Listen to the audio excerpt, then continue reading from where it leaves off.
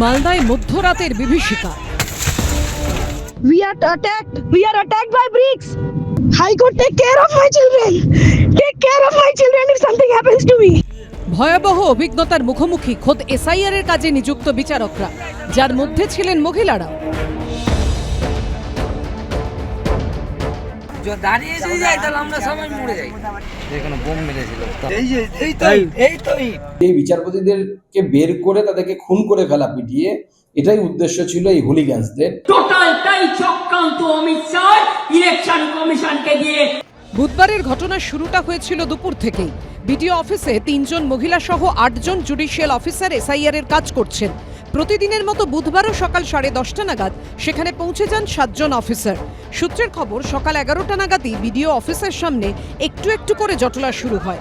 শুরুর দিকে পুলিশ মাঝে মাঝে তাদের একটু সরাচ্ছিল, কিন্তু বিক্ষোভকারীরা আবার সেখানে ফিরে আসছিল বলে অভিযোগ। সূত্রের খবর, দুপুরে খাওয়ার সময় জুডিশিয়াল অফিসাররা দেখেন পরিস্থিতি মারাত্মক। অফিসের বাইরে তখন জমা হয়েছে দলে দলে বিক্ষোভকারী। তাদের আর বেরোনোর কোনো উপায় ছিল না। জেলা বিচারকের মাধ্যমে সে কথা প্রশাসনকে জানান জুডিশিয়াল অফিসাররা, কিন্তু তারপরও কোনো পদক্ষেপ নেওয়া হয়নি বলে অভিযোগ। মমতা ব্যানার্জি প্রথম দিন থেকে এই নির্বাচন কমিশনের সঙ্গে তার রাজ্যের সংঘাতের নাটক করে এসআইআর এর পক্ষে, এসআইআর এর বিপক্ষে এইরকম একটা রাজনৈতিক ভাষ্য তৈরি করার চেষ্টা করলো। সেটা না করে যদি কাজের কাজ করতো, আজকে এই বিপদটা হতো না। সন্ধে হতে হতে অফিস থেকে বেরোনোর গেটের সামনে শার্ট দিয়ে বসে পড়েন মহিলারা। যাই হোক, ভোটার তালিকায় নাম ঢোকাতেই হবে বলে আজব দাবি করেন তারা। জুডিশিয়াল অফিসাররা কার্যত ঘেরাও হয়ে পড়েন। সময় যত যায় বিক্ষোভের মাত্রাও তত চড়তে থাকে। তার মধ্যেই ঘন্টার পর ঘন্টা আটকে থাকেন জুডিশিয়াল অফিসাররা। শেষে কলকাতা হাইকোর্টের প্রধান বিচারপতি নির্দেশ দেওয়ার পর পুলিশ সুপার বাহিনী নিয়ে যান। তারপর জুডিশিয়াল অফিসারদের উদ্ধার করা হয়। কিন্তু বিষয়টা এখানেই থামেনি। এরপর রাস্তায় ভয়াবহ হামলার মুখে পড়েন মহিলা জুডিশিয়াল অফিসার সহ এই বিচারকরা। রাতের নিস্তব্ধতা খান খান হয়ে যায় আতঙ্কিত বিচারকদের চিৎকারে। My car was attacked. All our cars were attacked with bricks and bamboos. They should not have allowed us to leave. They should not have allowed us to leave.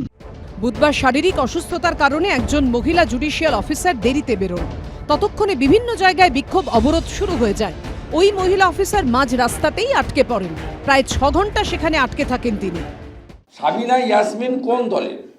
Mamata ব্যানার্জির যদি ক্ষমতা থাকে, ওই ভিডিও ফুটেজে তৃণমূলের যত পঞ্চায়েত সমিতির মেম্বার, অঞ্চল সভাপতি, ব্লক সভাপতি, প্রার্থী সাবিনা ইয়াসমিন সহ যাদের দেখা গেছে, তাদের বিরুদ্ধে দলগত ব্যবস্থা নিতে পারবেন?